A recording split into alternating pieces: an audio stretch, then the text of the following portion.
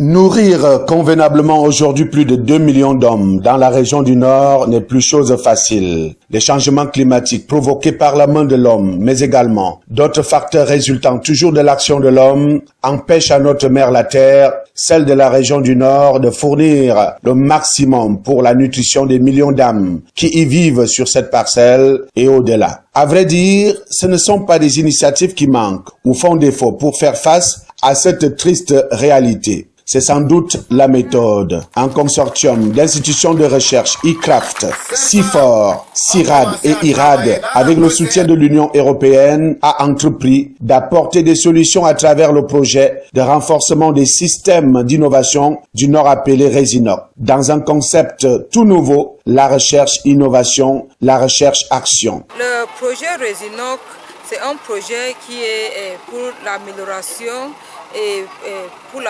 renforcement des innovations agro-silvopastorales dans le Nord Cameroun et surtout autour des aires protégées, donc le parc national de Faro, le parc national de Benue et le parc national de Bouba-Djinda. À travers ce projet, les experts, chercheurs pensent avoir trouvé la solution à l'utilisation du bois de chauffe dans les ménages à travers la création des champs à bois dans un contexte où il est quasiment impossible de permettre à tous les ménages de se procurer du gaz domestique. Vraiment, cette journée, elle est mémorable, elle est importante parce que notre action, à travers les CRR, à travers les innovations que nous mettons en place, vont promouvoir l'agriculture, l'élevage et la sylviculture.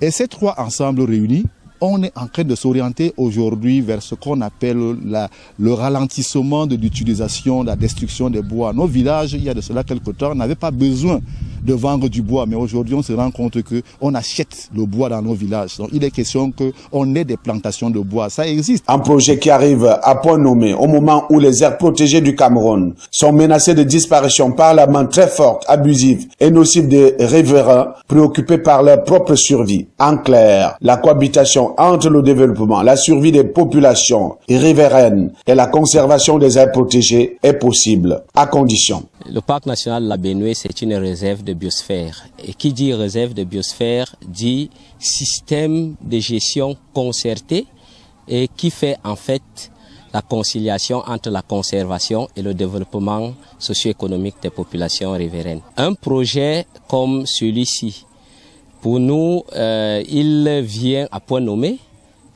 d'autant plus que le parc, dans son aménagement, est dans une phase de restauration. Changer, innover avec les techniques agro-silvo-pastorales d'antan, consommatrices d'espace. Nous avons l'agriculture itinérante qui s'opère sur des grands espaces et qui, par conséquent, aboutit à la destruction massive de l'habitat.